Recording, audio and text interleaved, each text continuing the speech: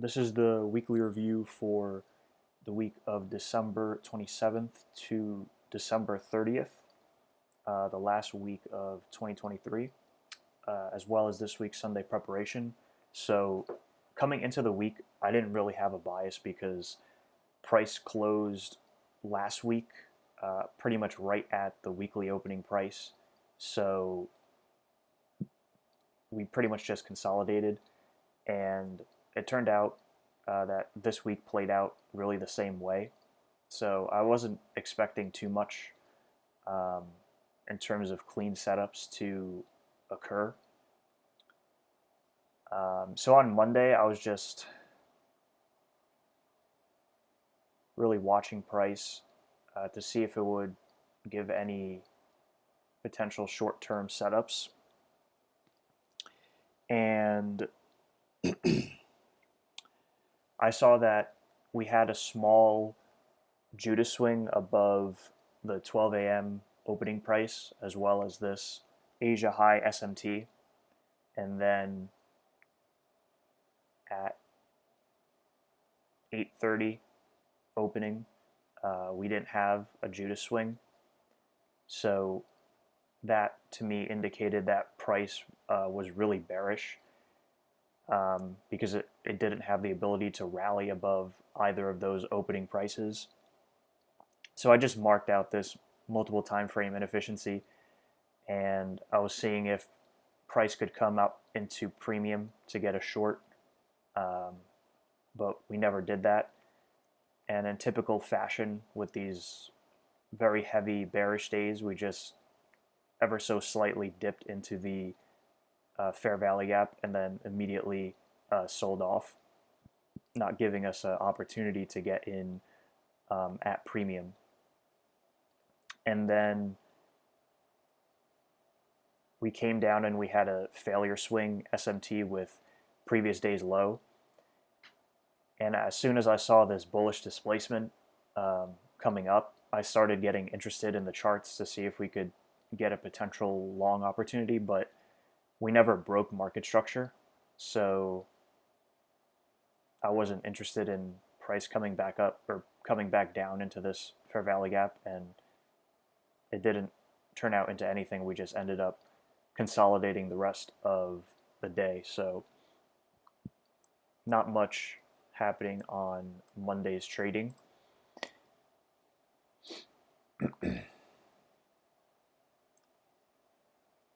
So moving on to Tuesday, still wasn't expecting much. Um, I didn't really have any, or no, Wednesday's trading actually. Yeah, this was Tuesday. Yeah, because we didn't trade on Monday. My bad.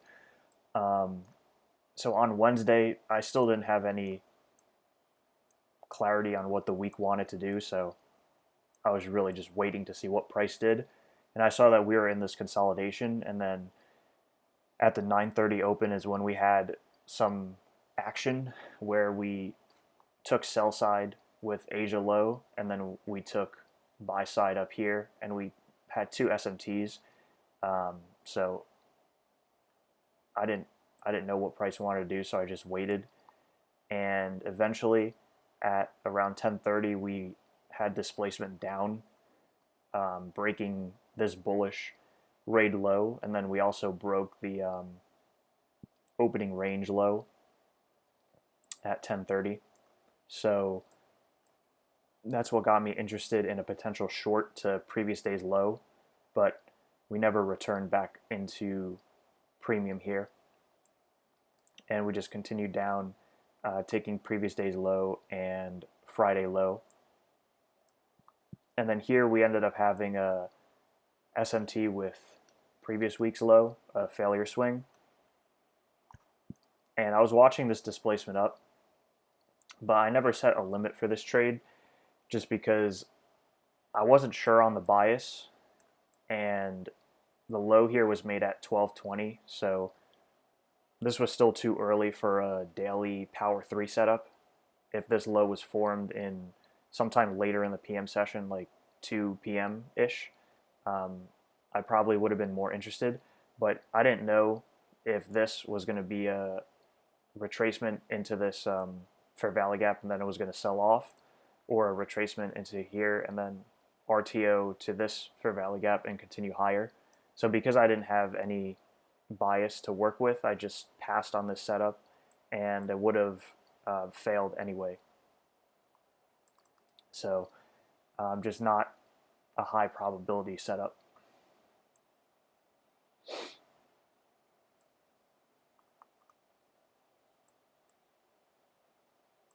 So then coming into Thursday's trading, I think Thursday probably gave the cleanest opportunity out of all of them, all the days, but I missed this trade here because I forgot about the weekly SMT that we had. Coming into the day, I was really just focused on these equal lows, and I was looking for price to raid some type of buy side so it could form a bearish setup and take out these equal lows. But on the bigger picture, again, even though this wasn't super clean, but we had that SMT, and then the 8:30 news event, we had like medium or high impact news here, broke market structure of that, the swing high prior to the raid, and then we had this clean M15 breaker here.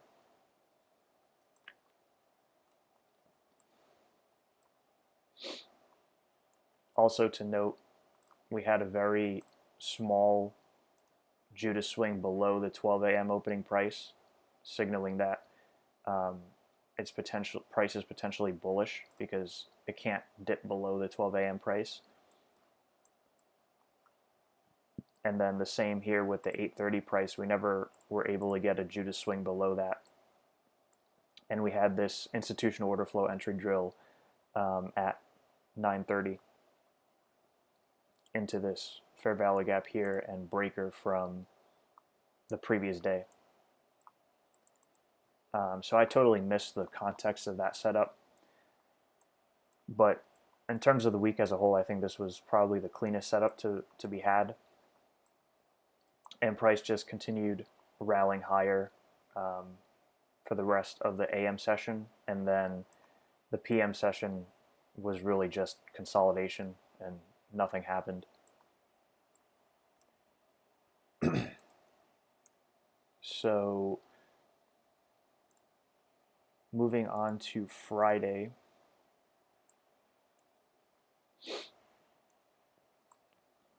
Friday, I came into the day with a bearish bias because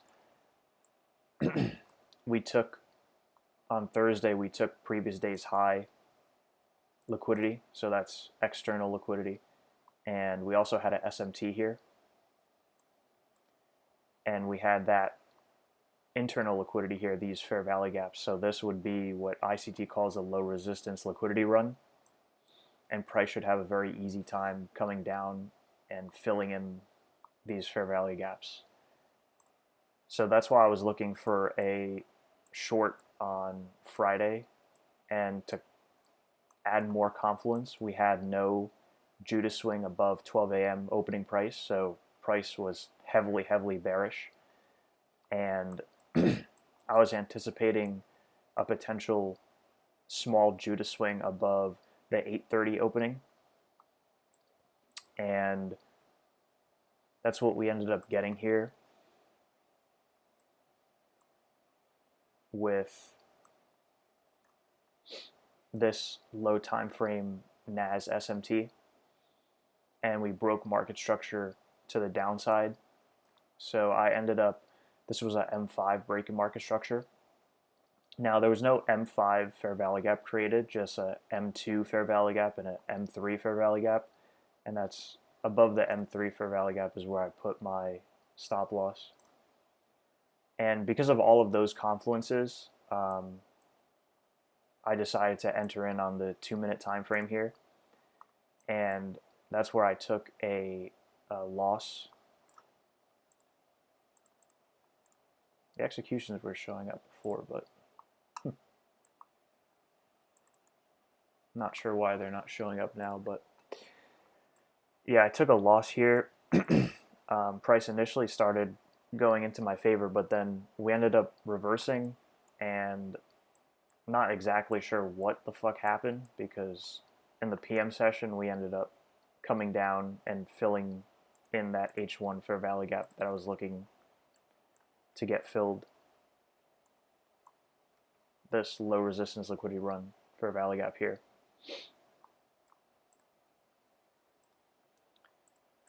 So I'm not exactly sure why this failed, to be honest. But then the PM session ended up giving a winning trade, but I didn't take this one here, where we broke market structure, also broke market structure of the opening range low, came up into premium, and then fell off, hitting that 1.3R TP. And then price ended up reversing, but there was no opportunity to get in discount here. We did have a SMT with the AM lows, had the shift in market structure here, but there was no fair value gap in discount to enter in on. And then price ran up and took the equal highs up here. So in my opinion, it was a pretty sloppy week, but probably should have anticipated that, just because it was the last week of the year and there's probably not going to be much trading going on because most people are on holiday. But going into next week we have is the first week of the month, so we have NFP. So it's probably going to be another short week, the third week in a row, because ICT says we shouldn't trade after Wednesday, New York, on an NFP week. And then also Wednesday after New York session, we have FOMC meeting minutes. So probably going to be another short week. Monday also is a bank holiday. Probably nothing going to happen. Actually, S&P might even be closed again. So really just Tuesday and Wednesday this week that may give us a viable setup. But in terms of the bias, even though we've been consolidating, I'm still leaning that we're bearish.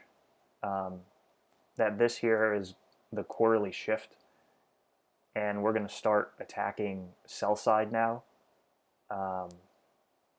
And this consolidation for the past 2 weeks has built up this trend line liquidity here, and at the same time it's put this fair value gap in premium.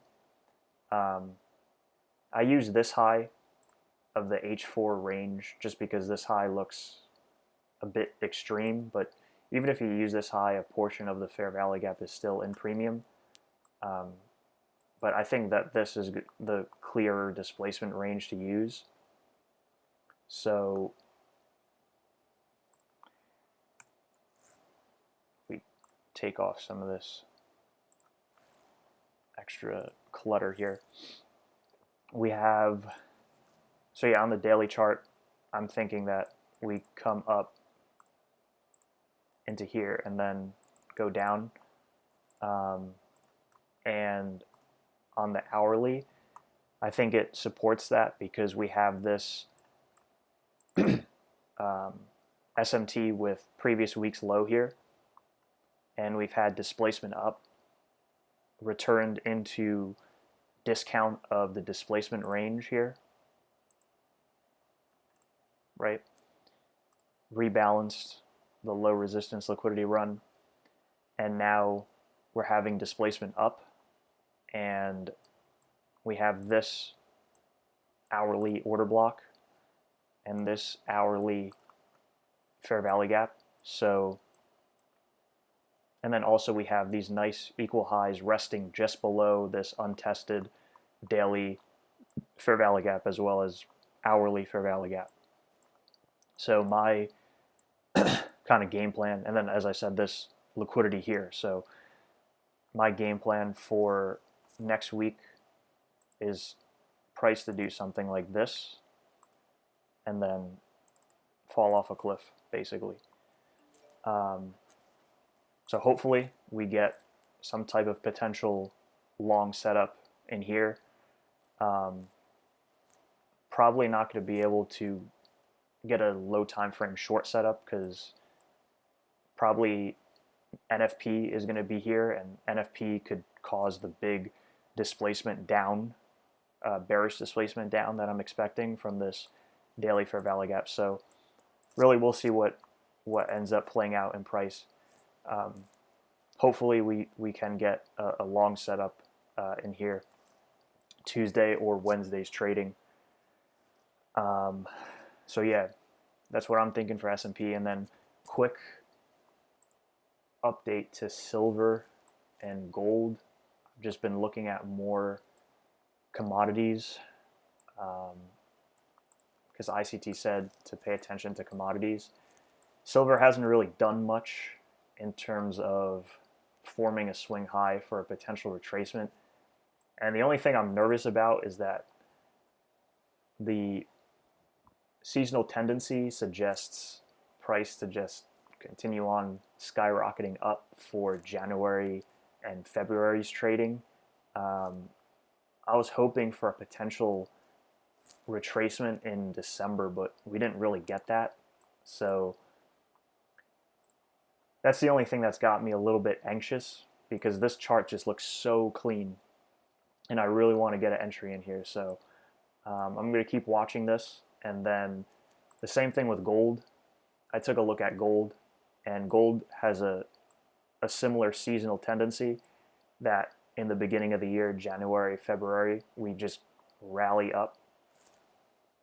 And right here, we took these like triple or quadruple equal lows here, came down into the weekly order block mean threshold, just tapped it and had immediate displacement up and broke market structure here. So this looks incredibly bullish, and we have these equal highs up here. Now we do also have these equal lows down here, but given the macro context where commodities should be running higher, and also ICT agrees with that, and we have price respecting bullish PD arrays, is why I don't think that these equal lows down here are going to be touched. And we've basically formed a nice weekly fair value gap here that I'm hoping we could come down and get an entry on. I know we dipped into it here, but that wasn't in discount of that range, but maybe price doesn't need to come down into discount, so I'm still going to be watching this, see if we could get an entry in here, and then targeting these equal highs as the first profit objective. But yeah, both gold and silver look extremely, extremely clean. So we'll see what ends up happening this week.